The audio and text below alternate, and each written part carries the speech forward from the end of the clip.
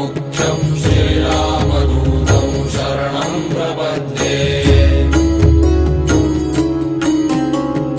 मनोजवं मारुततुल्यवेगं जितेन्द्रियं बुद्धिमतां वरिष्ठं वातात्मजं वानरयूथं